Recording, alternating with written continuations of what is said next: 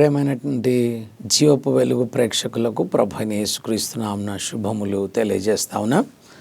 మరో వారాన ప్రభు వాక్యాన్ని ధ్యానించుకోవడానికి ప్రభు తన కృపను మనకు అనుగ్రహించిన రీతిని బట్టి దేవునికి మహిమ కలుగును గాక. పిల్లరా, ఈ దినాలలో లోకము దేవుని గురించినటువంటి విషయాలు మర్చిపోయి మద్యములో మత్తులైపోయారు.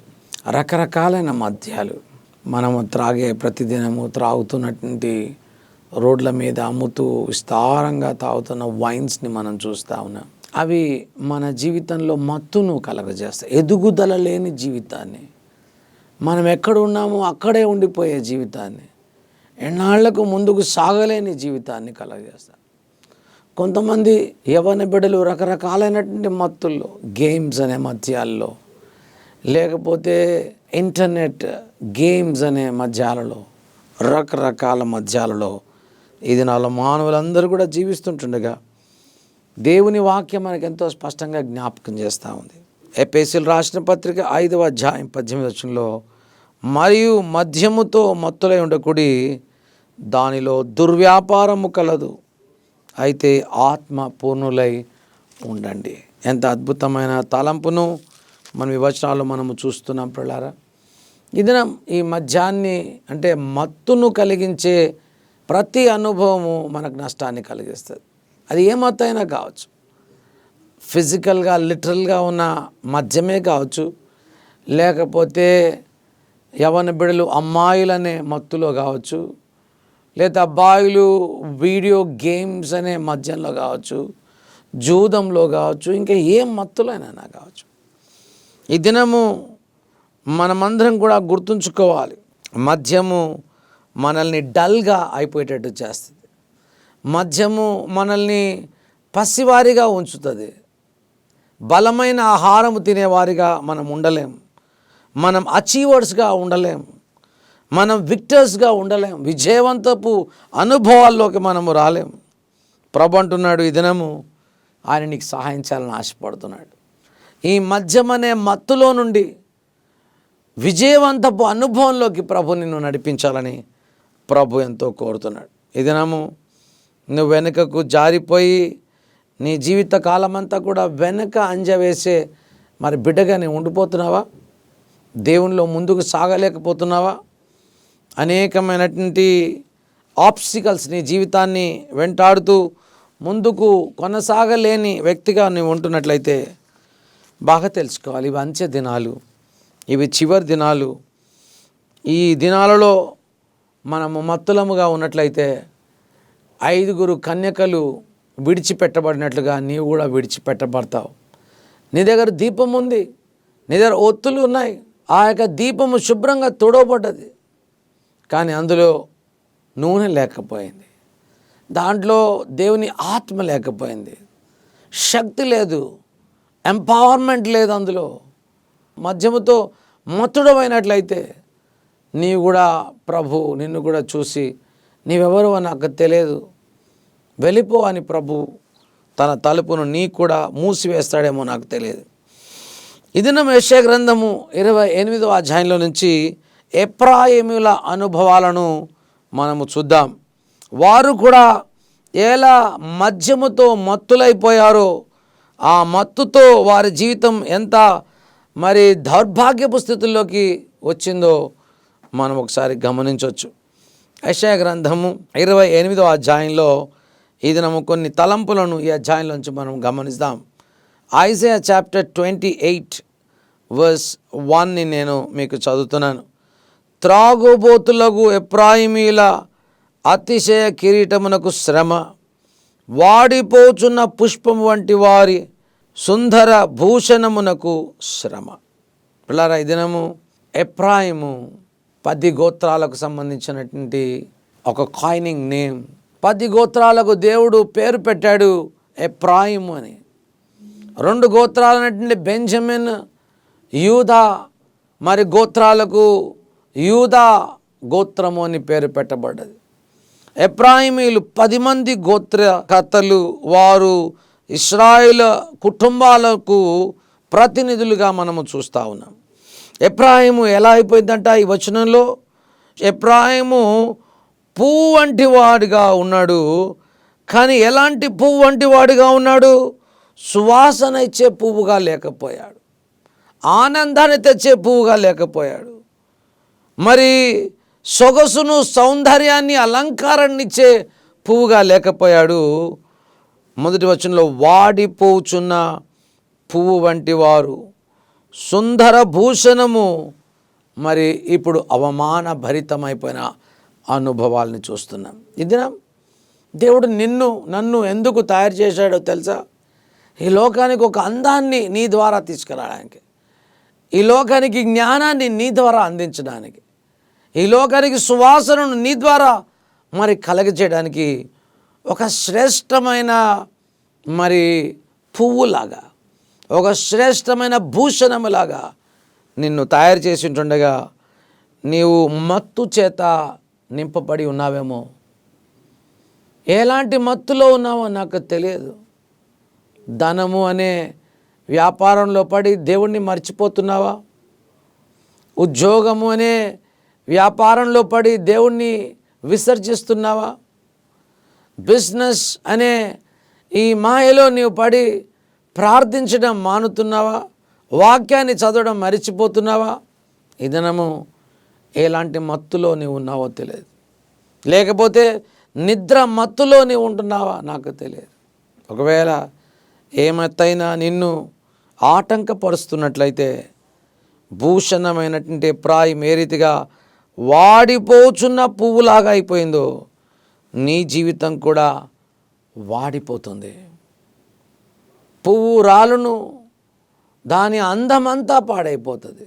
పిల్లరా, ఈ దినము మత్తులో నుంచి బయటికి రమ్మని ప్రభు పిలుస్తూ ఉన్నాడు. నిద్రావస్థలో నుంచి బయటికి రమ్మని పిలుస్తున్నాడు. లెమ్ము, తేజరిల్లు, యెహోవా నీ మీద ప్రకాశిస్తున్నాడు. ఇక నిద్రించింది చాలు, లే అని ప్రభు పిలుస్తున్నాడు. ఇక నిన్ను మరి సుందరమైన భూషణముగా నిన్ను మలచడానికి ఆయన ఎంతో ఆశపడుతున్నాడు. ఇది టర్న్ టు హిమ్. నంబర్ 1, ఈ మత్తు నీకు ఫేడింగ్ అవే, లేకపోతే మబ్బులోకి, లేకపోతే వాడిపోయే జీవితంలోకి నిన్ను తీసుకొస్తా. క్రమక్రమంగా నేను వాడిపోతావు. క్రమక్రమంగా నీ ఇల్లు వాడిపోతుంది. క్రమక్రమంగా నీ పిల్లలు వాడిపోతారు. క్రమక్రమంగా నీ ఆరోగ్యం వాడిపోతుంది. క్రమక్రమంగా నీ ఆస్తి అంతా కూడా వాడిపోతుంది. కారణం ఏంటంటే మత్తులో నీవు ఉంటున్నావు. Don't be in this type of thing. నీ జీవితంలో ఇలాంటి అడిక్షన్లో నీవు ఉండకు. ఇందులో నుంచి బయట రమ్మని ప్రభు నిన్ను పిలుస్తున్నాడు. ఇది కష్టమైంది కాదు, సులువైందే. కానీ నీ లోపల నీవు నిశ్చయత తీసుకోవాలి, నేను ఇందులో నుంచి బయటికి రావాలని. దేవుడు తన కృపను నీకు ఇచ్చాడు, తన వాత్సల్యతనిచ్చాడు, తన ఆత్మను నీకు ఇచ్చాడు. నువ్వు రమ్మని ఆయన పిలుస్తున్నాడు. నీవు బయటికి రా, లేకపోతే నీ వాడిపోయిన పువ్వులాగా ఉండిపోతావు అన్న విషయాన్ని మనం చూస్తున్నాం. చూడండి, 3-4 వచనంలోకి మనం వచ్చినట్లయితే, యెషయా గ్రంథం 28వ అధ్యాయం 3వ వచనంలోకి వచ్చినట్లయితే, త్రాగుబోతులకు ఎఫ్రాయిమీలను అతిశయ కిరీటము కాళ్ళతో త్రొక్కబడును. రెండవది, your crown will be trampled. నీ ఫలభరితమైనటువంటి నీ కిరీటము త్రొక్కబడుతుంది. నీ జీవితము కూడా త్రొక్కబడుతుంది నీవు మత్తులో ఉన్నట్లయితే. ఉప్పు సారవంతమైంది కదా, ఉప్పు నిసారమైతే అది ఏమవుతుంది? అది బయట పారవేయబడి మనుషుల చేత త్రొక్కబడుతుంది కదా. నీ కూడా అలా త్రొక్కబడతావు. మత్తు విడిచి ప్రభు చెంతకురా. సోమరితనాన్ని విడిచి ప్రభు చెంతకురా.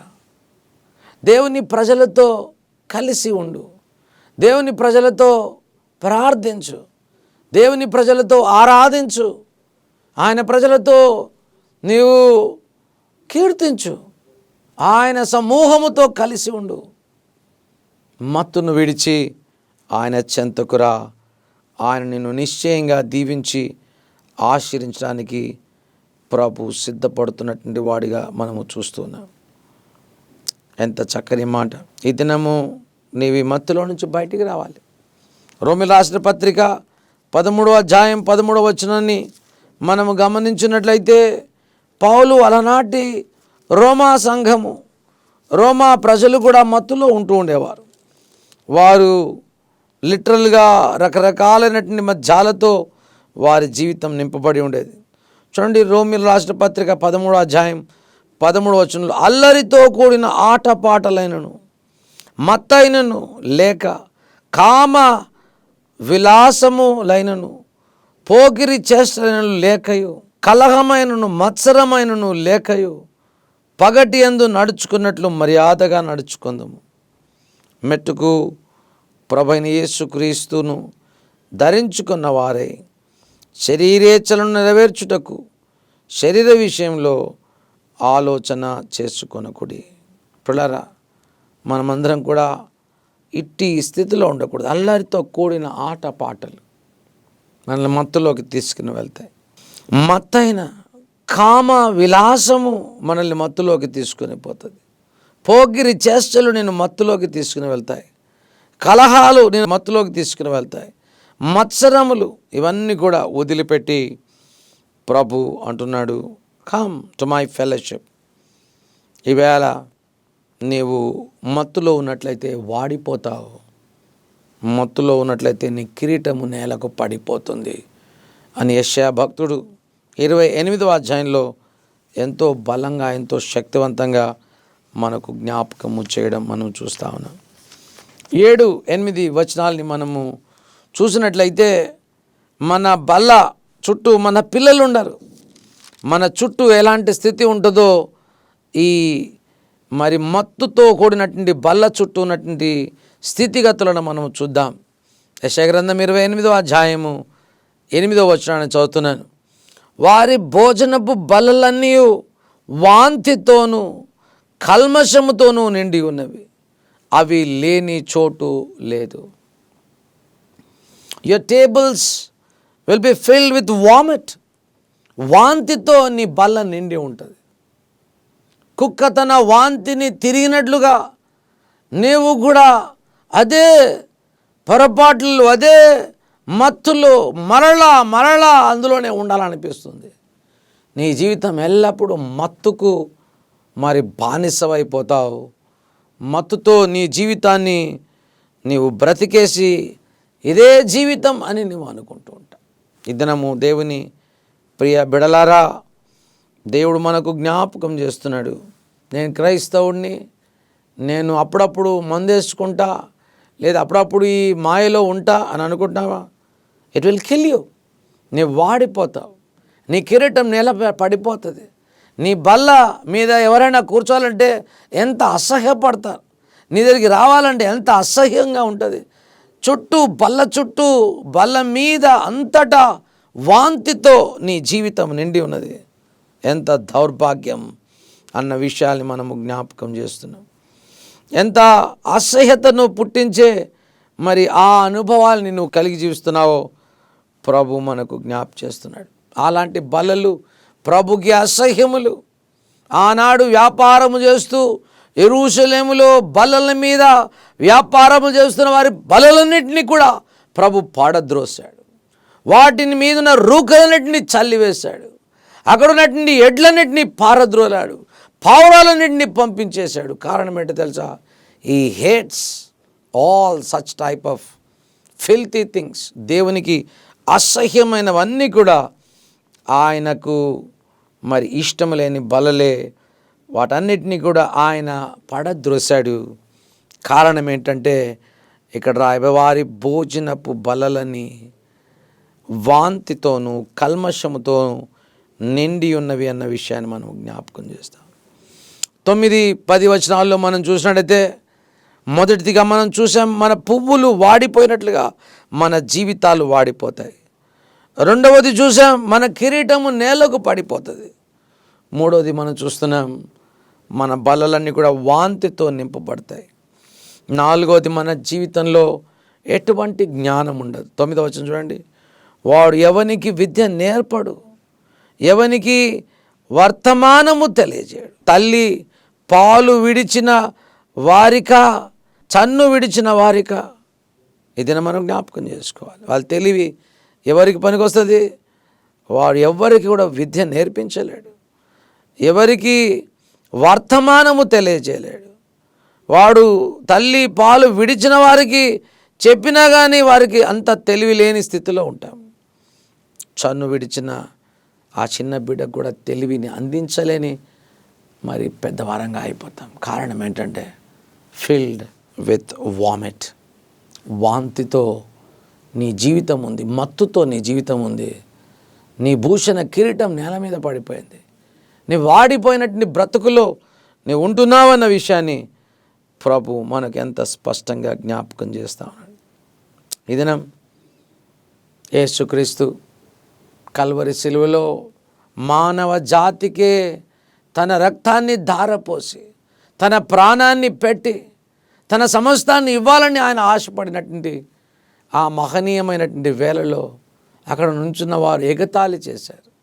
తెలివిలేని ఎగతాళులు, దైవ కుమార నీవు నేలకు దిగిరా, ఇలాంటి తెలివిలేని మాటలన్నీ కూడా జ్ఞాపకం చేశారు. ఈనాడు కూడా ఈ లోకంలో ఉన్నటువంటి తెలివిలేని వారందరూ కూడా ఆయన రక్షించుకోలేడా అని అనుకుంటారు. ఆయన నిన్ను రక్షించడానికే, నన్ను రక్షించడానికే, మన తెలివి తక్కువ స్థితిలో నుంచి ఆయన మనకు వివేచనను పుట్టించడానికే. ఆయన మహాజ్ఞాని, ఆయన మరి అధిక జ్ఞాన సంపన్నుడు, ఆయన మహావివేకి. బుద్ధి జ్ఞానముల సర్వ సంపదలు ఆయనలోనే గుప్తమై ఉన్నాయి. నీ మత్తులో నీవు బ్రతుకుతూ, నీ యొక్క మత్తుతో నీవు జీవిస్తూ దేవునికే జ్ఞానాన్ని చెప్పాలని ఆశపడుతున్నావా? తెలివి లేని వారందరూ కూడా మత్తుతో నింపబడిన వారే. ఈవేళ ప్రియులారా, దేవుని బిడలంగా మనము గుర్తుంచుకోవాలి. నీ పువ్వు వాడిపోతుంది, నీ భూషణ కిరీటం పడిపోతుంది, నీ బల్ల వాంతితో నింపబడుతుంది. You will have no wisdom. నీకు జ్ఞానము, ఎటువంటి జ్ఞానం ఉండదు. నీవు తెలివి లేని జ్ఞానిగా నీవు మిగిలిపోతావు. 11వ వచనంలో మనము చూసినట్లయితే, నిజమే అలసిన వారికి నెమ్మది కలగజేయుడి, ఇదే నెమ్మది ఇదే విశ్రాంతి అని చెప్పుకొనివాడు నత్తివారి పెదవుల మీద అన్య భాషతో ఈ జనులతో మాట్లాడుచున్నట్లుగా మనం చూస్తున్నాం. పిల్లారా, no rest and no peace. విశ్రాంతి లేని అనుభవాల్ని నీవు జీవిస్తావు, నెమ్మది లేని జీవితాన్ని నీవు బ్రతుకుతున్నావు. ఈ దినం నీకేమైనా నెమ్మది ఉందా? నీకేమైనా విశ్రాంతి ఉందా? మత్తులో జీవిస్తున్న ప్రతి వ్యక్తి, వ్యభిచారపు మత్తులో కావచ్చు, ధన మత్తులో కావచ్చు, ఎటువంటి మత్తులో అయినా కావచ్చు, నీవు అలా జీవిస్తున్నట్లయితే you will have no rest, you will have no peace. నీ హృదయంలో నెమ్మది కానీ, సమాధానం కానీ, సంతోషం కానీ ఎటువంటిది ఉండదు అన్న విషయాన్ని ఈవేళ దేవుని సేవకునిగా నేను మీకు జ్ఞాపకం చేస్తున్నాను. అయితే ప్రభు అంటున్నాడు, నేను నా ఆత్మను కుమ్మరిస్తాను. 13వ వచనంలో, నత్తివారి పెదవుల చేత అన్య భాషతో ఈ జనులతో మాట్లాడుచున్నాడు అంటున్నాడు. ఏదైనా మద్యముతో మత్తులై ఉండకూడి, అందులో దుర్వ్యాపారము కలదు, కానీ ఆత్మ పూర్ణులై ఉండుడి.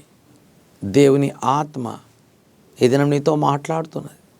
సహోదరుడా, సహోదరి, దేవుని ఆత్మ నిన్ను ఈ గడియ, ఇదే నిమిషము స్పందిస్తున్నది, పిలుచుచున్నది. రా, ఎన్నాళ్ళు తెలివిలేని జీవితాన్ని జీవిస్తావు, ఎన్నాళ్ళు అబద్ధమైన వాటిని వెతుకుతావు, ఎన్నాళ్ళు మోసభరితమైన జీవితాన్ని నీవు ప్రేమిస్తావు. రా, నిన్ను నా ఆత్మతో నింపుతా, నీకు వివేచన పుట్టిస్తాని ప్రభు ఎంత చక్కని మాటలు మనకు జ్ఞాపకం చేస్తున్నాడో చూడండి. ఏదైనా నీవు ఆయన తట్టు తిరిగి ఆయన దగ్గరికి వచ్చినట్లయితే పిల్లారా, నీవు ఎన్నడూ కూడా కదిలిపోవు, స్థిరంగా ఉంటావు. 16వ వచనం చూడండి. ప్రభువు యెహోవా ఇలాగు సెలవిచ్చుచున్నాడు, సియోన్లో పునాది రాతిని వేసిన వాడు నేనే, అది పరిశోధించబడిన రాయి, అమూల్యమైన తలరాయి, బహుస్థిరమైన పునాది అయిన మూల రాయి అయి ఉన్నది, విశ్వసించేవాడు కలవరపడాడు. ఈ దినం ఆయన నిన్ను ఈ మత్తులో నుంచి మోచించగలిగిన వాడని నీవు నమ్మడానికి ఇష్టపడినట్లయితే, నమ్ముట నీ వలన అయితే నమ్మువానికి సమస్తము సాధ్యమని ప్రభు సెలవిచ్చాడు. నీవు నమ్మితే నువ్వు కలవరపడవు, నీ ఇల్లు కలవరపడదు, నీ పిల్లలు కలవరపడరు, నీ ఇంట్లో ఉన్న స్థితిగతులు అన్నీ కలవరపడవు. నిన్ను చూసి నీ తల్లి ఎంత బాధపడుతుంది, నిన్ను చూసి నీ తండ్రి ఎంత దుఃఖపడుతున్నాడు, నిన్ను చూసి నీ భార్య ఎంత దుఃఖపడుతుంది, నీ భర్త ఎంత దుఃఖపడుతున్నాడు, నీ పిల్లలు ఎంత దుఃఖపడుతున్నారు ఒకసారి ఆలోచన చేసుకో. అన్నిటికంటే మిన్నగా ప్రభు నీ కొరకు ఎంతో దుఃఖపడుతున్నాడు, ఎంతో కన్నీళ్లు కారుస్తున్నాడు. నువ్వు పాడైపోద్దని, నువ్వు మత్తులో ఉండొద్దని, నువ్వు ఇంకా చిన్నగా ఉండొద్దని, నీ పసివాడవుగా ఉండొద్దని, నీవు ఎదగాలని, నీ గొప్పవాడవు కావాలని దేవుడు నీ గురించి ఆశ కలిగి ఉంటున్నాడు. ఆయన ఈ అధ్యాయంలో నిన్ను ఏ రీతిగా దీవించాలని ఆశపడుతున్నాడో 5-6 వచనాల్లో చదువుకొని మనం ముగించుకుందాం. ఆ దినమున సైన్యములకు అధిపతి యెహోవా శేషించిన తన ప్రజలకు తానే భూషణ కిరీటముగా ఉండును. He will become your crown. ఆయన నీకు కిరీటముగా ఉంటాడు, నీ ఆనందంగా ఉంటాడు, నీ అతిశయాస్పదంగా ఆయన ఉంటాడు. నువ్వు ఆనందపడే దేవుడుగా ఆయన నీ పక్షాన నిలబడతాడు. భూషణ కిరీటముగా ఆయన నీ కొరకు ఉంటాడు. సౌందర్యము గల మకుటముగా ఆయన నీ కొరకు ఉంటాడు. ఆయన 6వ వచనం, ఆయన న్యాయపీఠము మీద కూర్చుండు వారికి తీర్పు తీర్చే నేర్పు ఆత్మగా ఉంటాడు. He will become the very spirit of your life. నీ జీవితంలో ఆయన ఆత్మ పెనవేసుకుపోతుంది. ఆయన నీకు కిరీటముగా ఉంటాడు, నీకు సౌందర్యము కలగజేసే మకుటముగా, డియోడమ్గా ఉంటాడు. ఆయన నీ లోపల మరి బలమైనటువంటి ఆత్మగా నిన్ను నడిపించే ఫోర్స్గా, ఏ రీతిగా మధ్యముఖాన్ని నడిపిస్తుందో దేవుని ఆత్మ నిన్ను నడిపిస్తుంది. దేవుని ఆత్మ ముందుకు తీసుకుని వెళ్తుంది నిన్ను. You will become a dynamite spirit in your body. అంతేకాదు, ప్రతి సమస్యను ఎదురాడడానికి, ప్రతి ఆటంకాన్ని పడద్రోయడానికి, ప్రతి ఆటంక బండలన్నింటినీ విరగొట్టడానికి, ప్రతి దుర్గాన్ని పడగొట్టడానికి ఆయన నీకు పరాక్రమం పుట్టించువాడుగాను ఉంటాడు. 6వ వచనంలో లాస్ట్ లైన్, పరాక్రమం పుట్టించువాడుగాను ఉంటాడు. 4 గొప్ప సత్యాల్ని ఈ ఆశీర్వాదపు మాటల్లో మనం చూడగలిగాం. ఆయన నీకు భూషణ కిరీటముగా ఉంటాడు, ఆయన సౌందర్యము గల మకుటముగా ఉంటాడు. 3వది, ఆయన నీ లోపల జ్ఞానాన్ని నేర్పించే ఆత్మగా ఉంటాడు, వివేచనను పుట్టించే ఆత్మగా ఉంటాడు. అంతేకాదు, ఆయన పోరాడే స్పిరిట్గా, పరాక్రమం పుట్టించువాడిగా ఆయన నీలో ఉంటాడు. ఎంత చక్కని మాట. ఇదేనా మద్యముతో మత్తు కాక అందులో దుర్వ్యాపారం ఉంది, ఆత్మపూర్ణులై ఉండండి అని ప్రభు మనకు పౌలు ద్వారా జ్ఞాపకం చేస్తున్నాడు. ఇదేనము మరి నీ జీవితంలో ఈ మత్తులో బ్రతుకుతున్నావా? మద్యమనే మత్తు కాకపోవచ్చు, ఇంకా వేరే మత్తులో నీ జీవితం బ్రతుకుతుందా? దేవుణ్ణి మరిచి జీవిస్తూ ఉన్నావా, తిరుగుతున్నావా? ఇదేనా ప్రభు నిన్ను ప్రేమతో పిలుస్తున్నాడు. సహోదరుడా, సహోదరి, ఒకడిని తల్లి వాడిని పిలిచినట్లుగా ఇదేనా ప్రభు నిన్ను నన్ను పిలుస్తున్నాడు. నా కుమారుడా, ఎందాక నీవు ఈ మత్తులో ఉంటావు. తప్పిపోయిన కుమారుడు దూరానికి వెళ్ళిపోయాడు, మత్తులో ఉన్నాడు, తన ధనాన్నంతటిని పాడు చేసుకున్నాడు. మా నాయన ఇల్లు మంచిగా లేదనుకున్నాడు, మా నాయన ఆలోచనలు బాగలేవు అనుకున్నాడు, నా తండ్రి యొక్క మరి పద్ధతుల్లో నేను బ్రతకలేను అనుకున్నాడు, దూర దేశానికి వెళ్ళిపోతాను అనుకున్నాడు, నా ధనంతో అక్కడ బ్రతుకుతాను, గొప్పవాడిని అవుతాను అనుకున్నాడు. కానీ సంపాదించుకుంది చినిగిపోయిన వస్త్రాలు, సంపాదించుకుంది పందుల ఉద్యోగం, కడుపు నిండా తినడానికి పందుల పొట్టుతో తన కడుపు నింపుకున్నాడు. ఎంత దౌర్భాగ్యపు జీవితం ఇది. నన్ను కూడా అలాగే జీవిస్తున్నాము సహోదరుడా, సహోదరి. ఇదినేమో ప్రభు చెంతకు వస్తావా? ఆయన ప్రేమతో కన్నీళ్లతో నీ తట్టు చూస్తున్నాడు, నిన్ను నిత్య రాజ్యంలోకి తీసుకువెళ్ళాలని ఆశపడుతున్నాడు. ఆయన రాజ్యవాసిగా నీవు ఉండాలని కోరుకుంటున్నాడు, తహతాలాడుతున్నాడు. ఆయన చెంతకి రావా? ఈ మధ్యలోనే ఉంటావా? ఈ వాంతిలోనే నీవు నీ జీవితాన్ని గడిపేస్తావా? ప్రభు అంటున్నాడు, నేను నీ జీవితాన్ని భూషణ కిరీటంగా మలుస్తా, సౌందర్యము గల మకుటముగా నిన్ను తయారు చేస్తా, నా ఆత్మను నీ లోపల పోస్తా. అంతేకాదు, పరాక్రమాన్ని, నైపుణ్యతను, స్కిల్ని, ఏ రీతిగా జీవితంలో బ్రతకాలనో, ఉన్నత శిఖరాలకు చేరుకోవాలనో నీకు నేర్పిస్తా. నేను తలగా చేస్తా, నేను అన్ని రంగాల్లో నేను పైకి తీసుకొస్తా, నీవు రాజులతో కూర్చుంటే బిడ్డగా నిన్ను చేస్తా.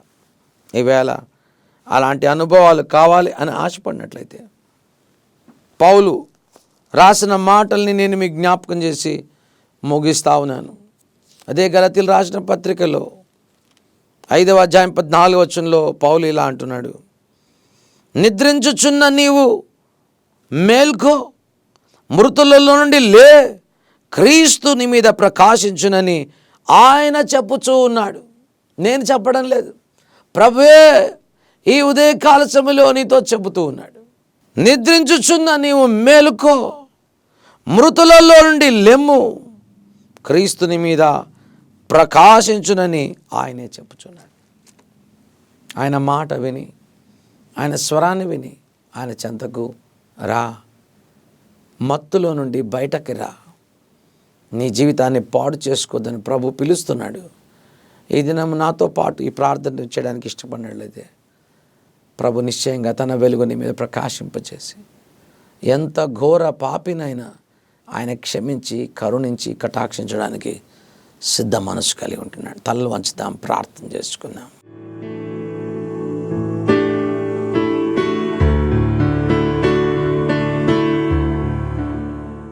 నమ్మదగిన దేవా, సత్యస్వరూపైన తండ్రి, అతి పరిశుద్ధుడా, అతి శ్రేష్ఠుడా, అతి ఘనుడా, ఈ దినమెందరైతే నీ తట్టు తిరిగి ప్రభా నన్ను కనికరించు, నన్ను కరుణించని అడుగుతున్నారు, వారందరిపైన నీ దయను, నీ వాత్సల్యతను, నీ గొప్ప కృపను కుమ్మరించు ప్రభా. లెమ్ము, తేజరిల్లు, నేను నీ మీద ప్రకాశిస్తానని సెలవిచ్చావు ప్రభా. ఈ దినము ఎందరైతే నీ మాటలు నమ్మి నీ యందు విశ్వాసం ఉంచి నీ తట్టు తిరుగుతున్నారు, వారందరిపైన నీ గొప్ప వాత్సల్యత, గొప్ప కనికరము, గొప్ప కృప నీ బిడ్డల మీద సమృద్ధిగా నీవు కుమ్మరించమని, నీ నిండు దీవెనలతో నీ ప్రజల్ని కప్పమని, ఏదైనా ఎవరైతే తమ జీవితాలు నీకు ఇస్తున్నారో వారిపైన నీ గొప్ప జాలిని, కనికరాన్ని చూపించమని యేసు దివ్యమైన ఘనమైన నామమున ప్రార్థించి వేడుకుంటున్నాం మా గొప్ప తండ్రి. ఆమెన్.